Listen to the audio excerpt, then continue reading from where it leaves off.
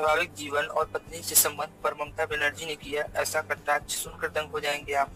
पश्चिम बंगाल की मुख्यमंत्री और तृणमूल कांग्रेस की प्रमुख ममता बनर्जी ने प्रधानमंत्री नरेंद्र मोदी के वैवाहिक जीवन और पत्नी से उनके संबंध पर कटाक्ष किया है। अलीपुरदुआर में संसदीय क्षेत्र के बारोबीसा में चुनावी सभा को संबोधित करते हुए ममता बनर्जी ने कहा, जो अपनी पत्नी का देखभाल नहीं कर सकता वो देश के नागरिकों की देखभाल क्या करेगा।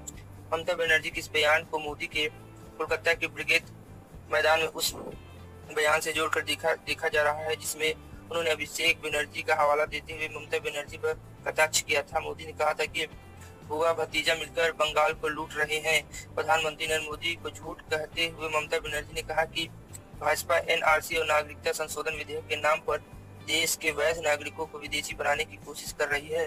बांग्ला भाषी और आदिवासियों को देश से खदेड़ने की कोशिश कर रही है। उन्होंने कहा कि प्रधानमंत्री नरेंद्र मोदी झूठे हैं, वो 5 साल से झूठ बोल रहे हैं। उन्होंने 2014 में किया एक भी वादा पूरा नहीं किया।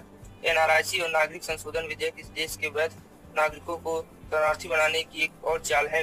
ममता बनर्जी ने कहा कि देश की एकता, अखंडता और संप्रभुता की रक्षा के लिए केंद्र भाजपा को सत्ता में आने से रोकना जरूरी है। उन्होंने दावा किया कि उनकी पार्टी तृणमूल कांग्रेस केंद्र में नई सरकार के गठन का नेतृत्व करेगी। इससे पहले ममता बनर्जी ने कूच बिहार की एक रैली में उन्होंने कहा था कि मोदी के 3 नारे हैं, लूटे, दंगे और लोगों की हत्या। वादे पूरे करने में नाकाम चाय वाले अब लोगों को मूर्ख बनाने के लिए चौकीदार बन गया है। कौन है मोदी की पत्नी, कैसे है मोदी से उनके रिश्ते। प्रधानमंत्री नरेंद्र मोदी की पत्नी का नाम जसोदा बेन है। उनकी उम्र मोदी से कम है और उनकी शादी मोदी से हुई थी कम उम्र में। मोदी के परिजनों की माने तो मोदी और जसोदी बेन की शादी केवल नाम के लिए हुई थी। शादी के बाद मोदी ने मैट्रिक की परीक्षा पास की। इसके बाद परिवार ने तय किया कि मोदी की पत्नी को घर बुला लेना चाहिए।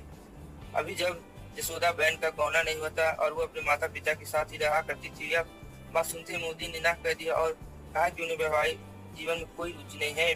वह साधु बनना चाहते हैं और इसके लिए हिमालय पर जाने की तैयारी कर रहे हैं।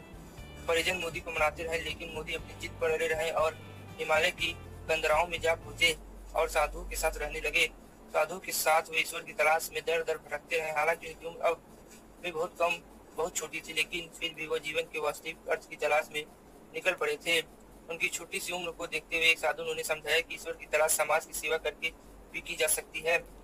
इसके लिए साधु बनने की कोई जरूरत नहीं। इसके बाद मोदी हिमालय से वापस आ गए, लेकिन फिर भी उन्होंने अपना वैवाहिक जीवन शुरू नहीं किया। दरअसल वो अपने घर पर सिर्फ एक दिन के लिए आए थे। परिवार भी अब पूरी तरह समझ चुका था कि मोदी को सांसारिक जीवन में रुचि नहीं है। परिजन ने उनकी पत्नी जसोदा बेन के परिजन को भी सूचना दे दी थी कि वो मोदी को वैवाहिक जीवन बंधन से मुक्ति कर दे। इसके लिए पूरे परिवार ने जसोदा बेन के परिवार से माफी मांग ली थी। इस प्रकार शादी होने के बाद भी शादीशुदा नहीं है मोदी। आपको क्या लगता है कि मोदी ने